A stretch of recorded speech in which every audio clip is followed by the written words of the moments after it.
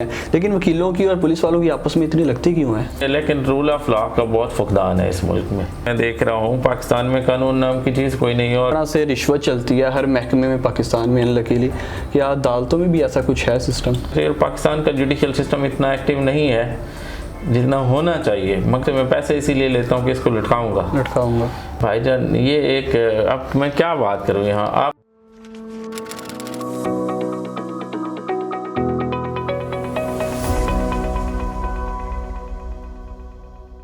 बिस्मिल्लाहिर्रहमानिर्रहीम। पूरी दुनिया में मुकीम पाकिस्तानी और पाकिस्तान की खुशहाली के लिए उम्मीद सुबह का ख्वाब देखने वालों को मेरा सलाम। मैं हूं ज़ुबैर शबीर और आप देख रहे हैं स्पार्क डिजिटल।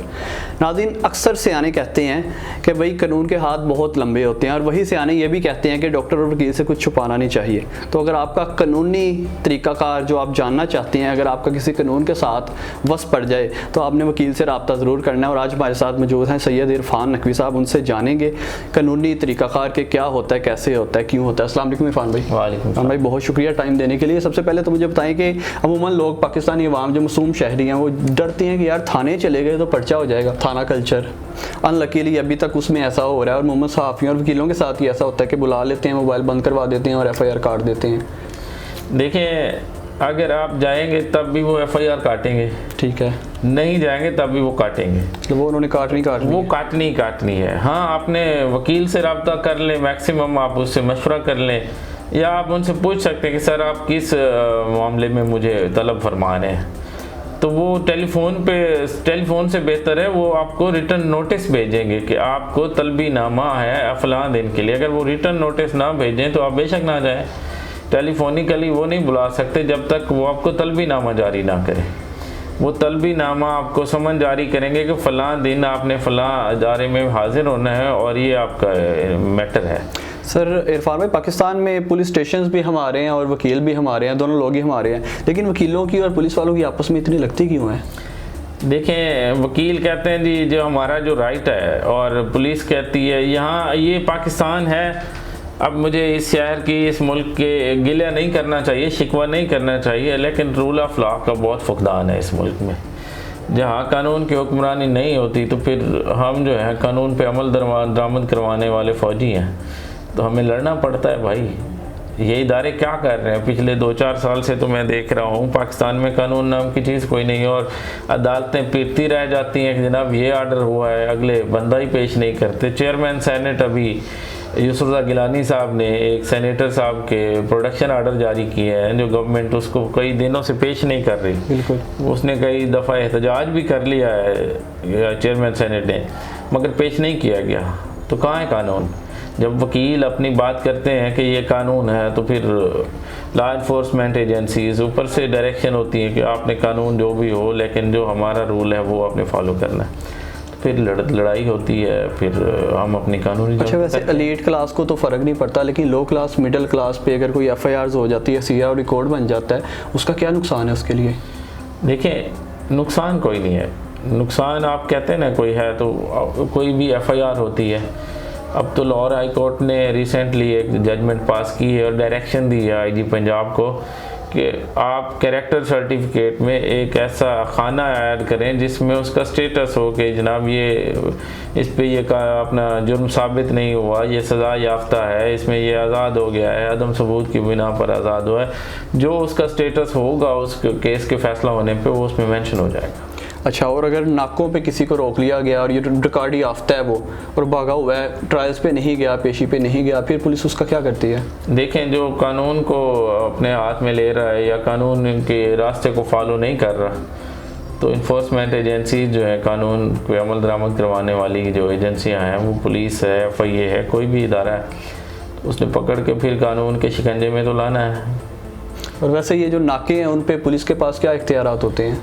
देखें, आजकल जिस तरह पाकिस्तान में दहशतगर्दी का दौर है, पुलिस पे भी हमले हो रहे हैं, फ़ौज पे भी हमले हो रहे हैं, हमारी चौकियों पे हमले हो रहे हैं, जहाँ भी है, तो बेहतर है कि जो शरीफ शहरी है उसको फॉलो करना चाहिए, तलाशी दे देनी चाहिए। तो पाकिस्तान हमारी सेफ्टी के लिए बेहतर है। अगर हम रेजिस्ट करेंगे तो दहशतगर्द को एक मौका मिल सकता है। अच्छा, दहशतगर्दों से याद है, जो दहशतगर्दी के मुकदमात हैं जैसे 780 हो गया या इस तरह के दूसरे हैं, वकला हजरात से पकड़ते हुए थोड़ा सा घबराते हैं, ऐसा क्यों है? उसमें क्या मुश्किल होती है? कभी भी नहीं घबराता। आप दुनिया के जितने मुकदमे वकील जो हैं वो घबरा जाते हैं। नहीं, कोई भी नहीं घबराता। बतौर वकील जो प्रैक्टिसिंग वकील है वो कभी नहीं कहता कि ये जी मैं ये क्योंकि मुश्किल मुकदमा है, ऐसा हो ही नहीं सकता। लेकिन फट्टा वकील घबरा जाएगा। नहीं, वकील फटा नहीं होता। नहीं, जो बैठे होते हैं लगा के छोटा जा फट्टा सब वकीलों का होता है। ये आपको ये एक फट्टा कल्चर जो है ना, असल प्रैक्टिसिंग वकील होता ही फट्टा पे बैठने वाला है। आजकल ये कॉर्पोरेट स्टाइल अपना लिया है हमारे वकला ने। तो हमारे तो असातिज़ा जिनसे हमने सीखा है, जो हमारे एक मीनार हैं कानून के, वो भी फट्टों से सीख के आए। फट्टा उनके लिए हमारे लिए बुराई नहीं है, फट्टा तो हमारा फ़ख्र है और हम वहाँ पे सीख के आते हैं। बल्कि काबिल वकील की निशानी भी हमारे बुज़ुर्ग ये बताते थे सीनियर्स कि जिसके जनाब सारा दिन पसीना से शराबूर हो और जिनका फ्रेश ड्रेस हो और सेकंड टाइम में 2-4 घंटे जब काम कर लिया और जिसका ड्रेस अभी फ्रेश है, पाँव जूतों पे मट्टी नहीं आई, तो वो प्रैक्टिस तो नहीं करता। अच्छा, जिस तरह से रिश्वत चलती है हर महकमे में पाकिस्तान में अनलकीली, क्या अदालतों में भी ऐसा कुछ है सिस्टम? भाईजान ये एक, अब मैं क्या बात करूँ यहाँ, आप इसी सोसाइटी में रहते हैं। बिल्कुल। आपको नहीं पता, वो किसी बंदे से किसी ने कहा कि यार ये ऑफिसर भी लेता है अपना रिश्वत, तो उन्हें क्या पीछे कह आज़म इस वजह तो उन्हें लटकाया हुआ है कि ये थ्रू काम हो रहा है। तो आप अगर मैं अब क्या कहूँ इसमें, इस मुल्क में आप सब जानते हैं। वाइंड अप करते हैं इस वाले टॉपिक को। अच्छा, अगले टॉपिक की तरफ जाते हैं कि पाकिस्तान में अमूमन 2 साल 3 साल 4 साल लोग हेयरिंग होती रहती है, ट्रायल चलते रहते हैं। हमारा कानूनी निज़ाम इतना स्लो क्यों है? क्या वजूहात हैं उसमें? ना हम सब उसमें मुलविस हैं। हमारी पार्लिमान ने कानून साजी जो की हुई है वो इतनी ठंडी है कि अब क्या करे जज, क्या करे। अब उसको फॉलो करना है, उस प्रोसीजर को जो उसमें है। अब एक मैंने केस फाइल किया है, उसका 30 दिन में जवाब देना है। तो वो उसमें वकला का भी बराबर का किरदार है, हमारी सोसाइटी का भी बराबर का किरदार है। आपसे मैं पैसे इसीलिए लेता हूँ कि इसको लटकाऊँगा। मेरे पास कई ऐसे क्लाइंट्स आते हैं, मैं कहता हूँ आपका केस नहीं बनता, वो कहते नहीं भाईजान इन्होंने लटका दो, कुछ चक्कर लगने चाहिए ने, फेरा पैना चाहिए इन्होंने। तो जब आप फेरा ही लगवाना चाहते हैं, मैं कहता हूँ तो आपका पैसों का ज़िया होगा, वक्त का ज़िया। नहीं, दुश्मन तो सबक सिखाइए। तो अगर हम मुकम्मल पैरवी करें तो देखें, फिर पाकिस्तान एक जुडिशल सिस्टम है हमारा, उसको फॉलो करना चाहिए। और पाकिस्तान का जुडिशल सिस्टम इतना एक्टिव नहीं है जितना होना चाहिए, मगर फिर भी बेहतर है। अच्छा, दूसरे ममालिक में इस्लाहात होती रहती हैं, जैसे इंडिया हमारा हमसाया मुल्क है, वहाँ हेयरिंग्स अब ऑनलाइन होने लग गई हैं।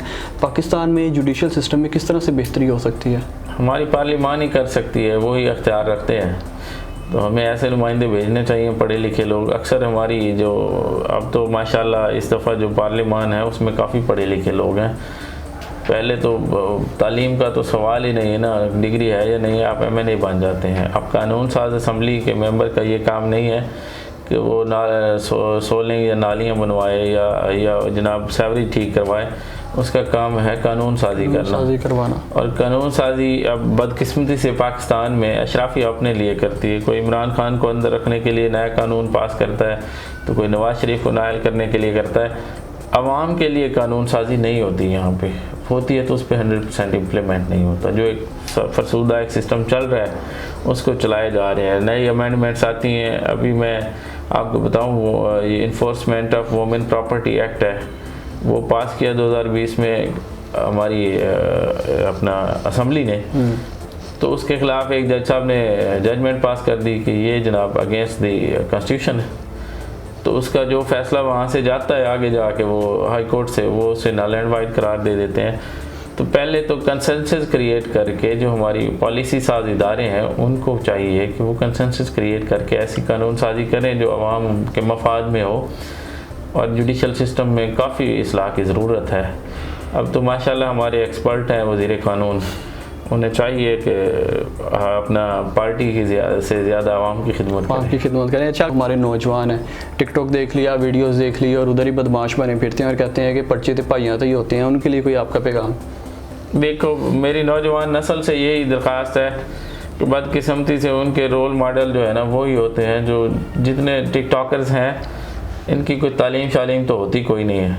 कैमरा उठाया जो बात और गैर संजीदा गुफ्तगू करके वो अपनी पॉपुलैरिटी लेते हैं, तो उनको फॉलो करने से बेहतर है कि अपने फ्यूचर पे तवज्जो दें। और यकीनन इसका बड़ा बैड इफ़ेक्ट है सोसाइटी पे। मैं वालिदैन से दरख्वास्त करूँगा कि वो अपने बच्चों की परवरिश पे गौर करें और इन चीज़ों से दूर रखें जो चीज़ें उनके फ्यूचर को रुकावट बनती हैं, तालीम में रुकावट बनती हैं और उनकी परवरिश ख़राब करती हैं। बहुत शुक्रिया इरफान भाई आपके टाइम का। नाज़रीन, ये थे हमारे साथ सैयद इरफान नकवी एडवोकेट, जिनसे हमने कानूनी तरीक़ाकार पूछा, जो मिडिल क्लास, लो क्लास और पाकिस्तान तकरीबन हर शहरी जिसे भी कानून के बारे में नहीं पता वो ये सब कुछ जानना चाहता था। अपनी मेज़बान ज़ुबैर शबीर को इसी उम्मीद के साथ इजाज़त दी जाए, जो भी होगा पाकिस्तान के हक़ में बेहतर होगा। इंशाल्लाह एक वीडियो के साथ फिर से हाजिर होंगे। अल्लाह निगहबान।